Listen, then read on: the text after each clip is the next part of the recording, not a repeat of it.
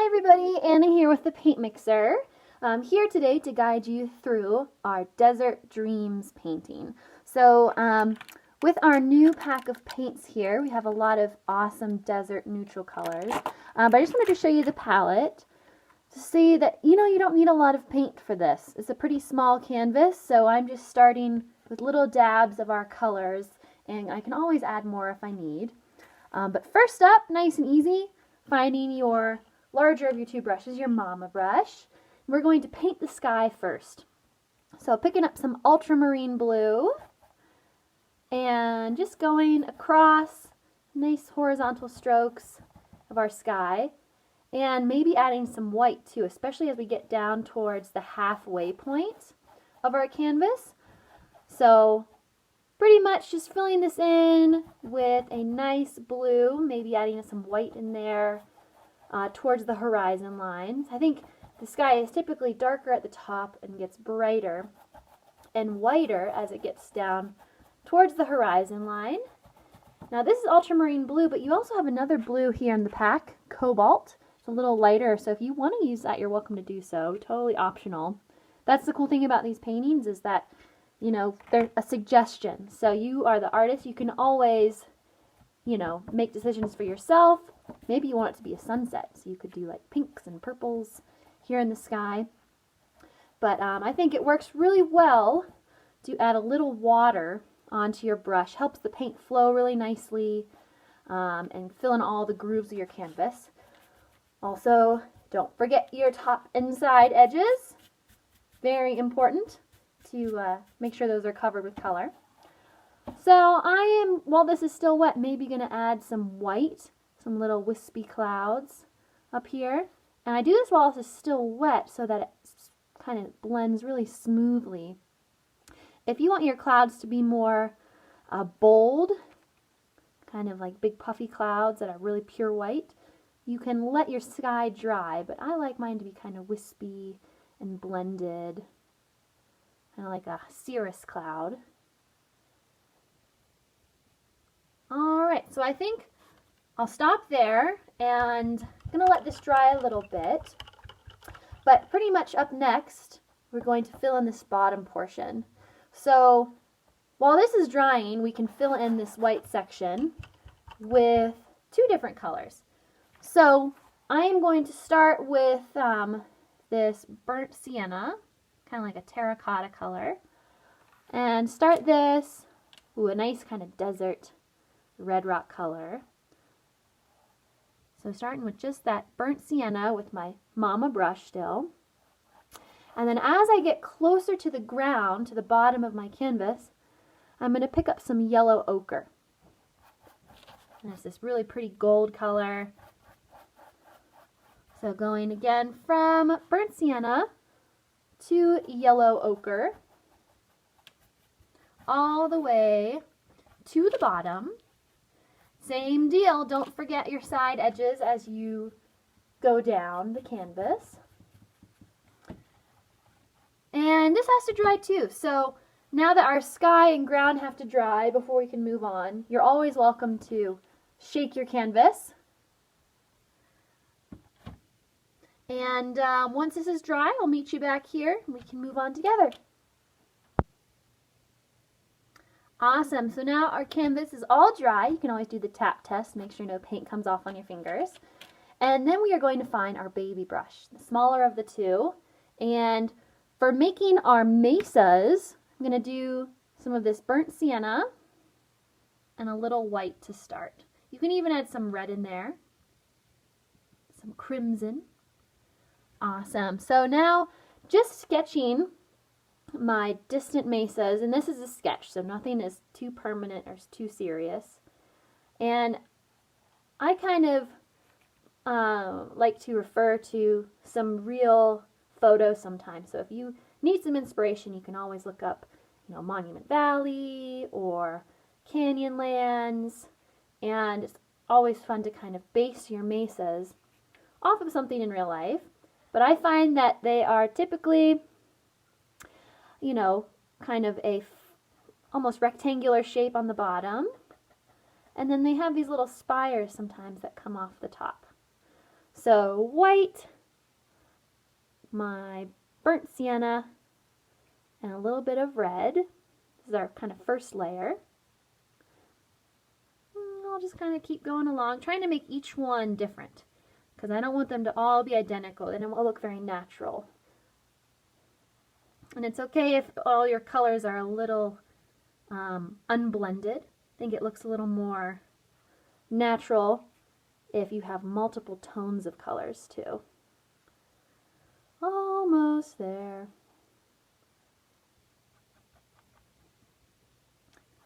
And kind of flattening your mesa shapes, arcing them down to the bottom, to the horizon line of where your ground begins.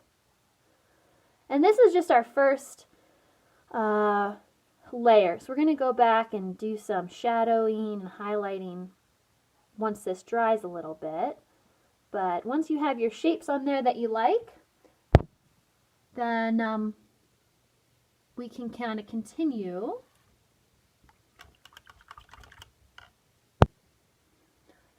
All right, so now I have my mesas on there. Time to talk about the road. So the road is going to be with my baby brush, and so we're going to mix up some gray, so pretty easy, just some white and black. I forgot the black on my palette. Okay, so baby brush, mixing up a light gray, so a little bit of black and some white. And this is a little trick in perspective. So when something is far away from us, it's really skinny. So I'm going to make my road right here in the middle, kind of getting a little wider, adding more pressure to my brush. And then I'm going to kind of sketch in a little triangle here. So just sketching the shape in first so I get an idea. And then once you have the shape you like, you can swap to your bigger brush to fill in this gray nice and easy. Much easier with the bigger brush. Now we have a nice gray road. And it's kind of funny when you sketch out the triangle, you're like, I don't know about this, but whenever you fill it in, it really does look like a road. So again, baby brush at the thinnest, nice and wide at the bottom. So here, you're welcome to kind of get your baby brush all nice and clean, dab in some white paint, just pure white, and just really lightly kind of add the little side lines of your road. And in the middle of the road too, just a little dash line. And that does a lot to kind of show that, oh, this is a road. All right, looking good. So our mesas should be pretty dry by now. So mixing up a shadowy purple. So purple is going to be red and our ultramarine blue. And sometimes a little water helps. The paint can get a little dry if it's been sitting out. So baby brush, ultramarine and that crimson red. So now I'm going to go back to my mesas and just start to add some shadows. Now, you can kind of think about a light source here. Typically, shadows are all going to be on the same side, right? So just kind of, I'm going to pick the right side of my mesa and just add some horizontal kind of lines that go across, but mostly vertical ones on the top. So on the top of these little spires, and then kind of dragging those shadows down and off to the right. A couple more over here. And I like to add a couple kind of long sweeping shadows here on the bottom too. It helps separate the mesas from this ground as well. And since we're on the mesas, I'm going to pick up a little white and some of that burnt sienna and just add some highlights on the other side. So we had a shadow side, and now we have some highlights as well. And this is a great time to kind of step back from your painting and look at it maybe from a little bit of a distance, because up close it may not make a lot of sense, but I promise you when you stand back you'll start to see the big picture. Perfect. All right, looking good. So now, we really only have about one more step, and that's with the baby brush, making some bushes. So I have a hooker green on here. It's this nice kind of deep green. But I like to add a little bit of white in there. And starting out with my bushes that are close. So you can use the baby brush, just kind of dabbing. Or you can always try the bigger brush for the bushes as well. And this does a lot of work for not a lot of effort. Definitely just for the bushes that are closest to us, the ones closest to the bottom of the canvas. For the smaller ones, as they get tinier and get further away, definitely grab the baby brush and kind of dab on some little bushy shapes. And you can also kind of add more white on the tips, kind of like the sagebrush, a little darker on the bottom. And then with the baby brush in hand, you can add a couple little kind of horizontal bursts of green here. And you can even dab a little bit, just creating a little bit of texture and plant life out here in the desert. And it helps to not have a ton of paint on your baby brush. Kind of do like a dry brush technique.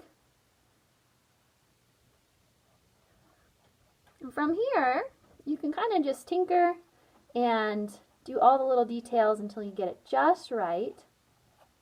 Maybe you can even add some kind of horizontal strokes of some of that burnt sienna color as well, for a little more visual interest here, further away from the foreground.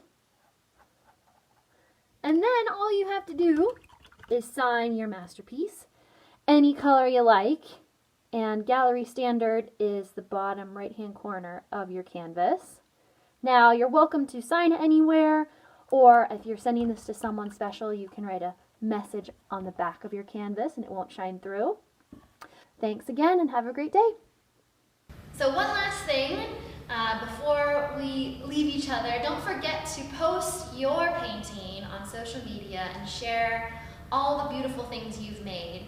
So our Instagram is @the_paintmixer, and anything that you have made while you've been at home, we'd love to see, and keep looking for other paintings that we'll be offering throughout this time. Thank you so much.